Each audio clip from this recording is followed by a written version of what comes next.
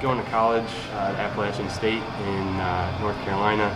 I was going for my chemistry degree, and I happened to have, midway through my college career, I had a really awesome professor who was really interested in brewing. He was just a really interesting guy. We hit it off and got along really well, did really well in his classes, and just built a personal relationship with him.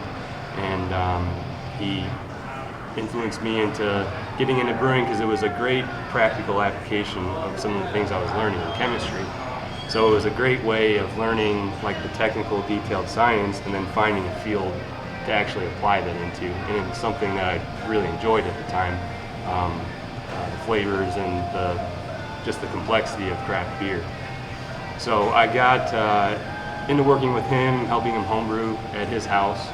And then, just in hanging out with him, we developed a couple of side research projects that I was able to work on and actually get hands-on experience learning about brewing science and again, like putting my technical skills to like an application.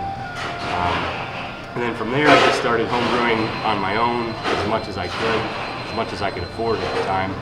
And that took me on into a career in food industry after I graduated college, because I desperately tried to get into brewing in Asheville, North Carolina, where I lived at the time, but the competition was just so fierce for people, and I didn't have the experience.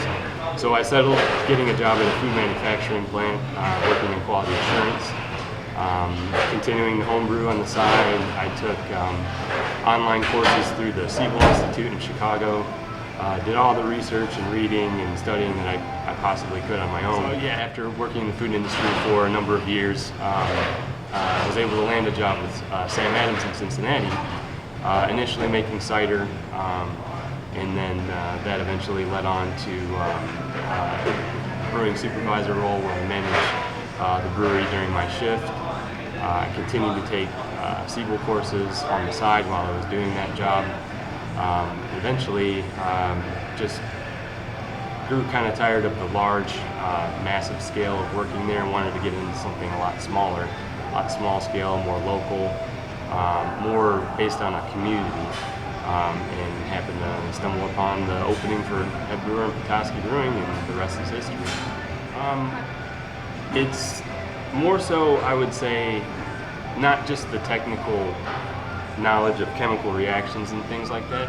It's more so just the mind state of being a chemist, a scientist, being really analytical and thorough and detail oriented, and wanting to, improve every part of the process, and taking meticulous notes and trying to make sure that what you're doing is the same every time and is with the same attention to detail. And also just being able to comprehend and imagine things on a very small scale. Because when you have a beer that's fermenting in a tank, you can't actually see it, what's going on. You kind of just have to visualize a lot of things that are happening behind the scenes.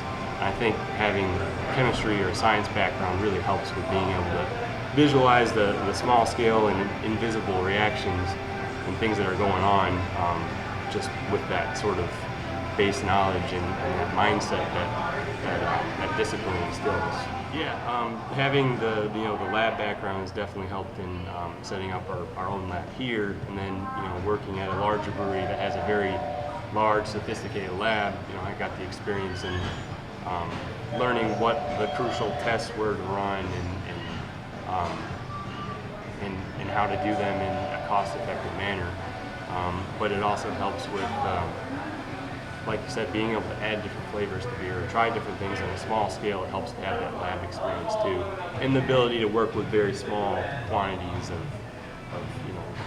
flavors or additions and chemicals and things like that. Some of the really fun ones are the kettle soured beers that we do. I really enjoy doing those because the process that we use is a little bit different, I think, and it's a little bit more risk and could turn out to be a little bit more of a failed product, but we've kind of fine-tuned and honed that through a lot of research and a lot of practice, and it's a really fun process to see unfold doing the sour beers that we've done in the past. And the new Juicy IPA, the New England style IPA that we've been working on, has been a lot of fun because we've incorporated a lot of new different processes and a lot of new different hops, and it's been fun trying to make that beer the best that it can be while working with new ingredients and new things. So those would be the two I'd say are the most fun and proud that we've done. Also, the Super Trooper beer, coffee donut beer, was a lot of fun developing. Coffee's my other passion and vice, I guess, beyond beer. So it was fun to be able to take that knowledge of coffee and passion and put it towards a new beer that helps a good cause too. I would say it's been really fun helping spread beer knowledge to this area, because being up here and being more isolated than say from like Grand Rapids and Detroit and even farther down Cleveland and Chicago, more popular beer cities, the knowledge, especially when I first came here, wasn't quite as high as in those areas. It's not a beer-centric area, so to speak. So it's been really fun in working with the locals and having the locals in the tap room and expanding their knowledge base of craft beer and seeing the excitement when we have new beers on that they haven't tried. And, that's been really fun, and just becoming more part of a smaller community has been really rewarding and fun experience to me. Yeah, we're working together as far as trying to not only brew beers for the dinners, but work with what we have that's existing beers that we brew all the time, and using those as part of the dishes, like making a sauce that incorporates, say, Horny Monk or Olmec Stout, or making a cake that has a beer that we make in it. So it's been really cool to work with the chefs and the vendors and trying to pair things together. And unfortunately in the summer we're just so busy that we can't do the beer dinners, can't accommodate that many people. But when we get a little bit slower in the off months, and I'll be looking forward to doing those again. That perception has changed a lot in the last 10, 15 years. Just because of the sheer nature of how the craft brewing industry has expanded and grown. In order to survive in such a flooded market of breweries, you really have to step your game up as far as technical knowledge and getting a consistent product and innovative and unique products that people are going to enjoy. I think that technical knowledge is right now really critically important, and you're seeing a lot of established universities having brewing programs, fermentation science programs, Western, Central Michigan, a wide variety down south. You're seeing these programs pop up across the country when 10, 15 years ago there were maybe 3 or 4 in the country. Even at Appalachian State, there's a fermentation science program that some of the work with my professor helped launch. So I think that in the past, people could maybe get away with just doing stuff in their garage, but now I think that if you're going to go professional with it, you've got to have that knowledge, and I think people are realizing that a lot more. It's 90% cleaning and janitorial, but then behind that even there's a science and a process and things you have to understand in order to really do it right, to make a good beer. So.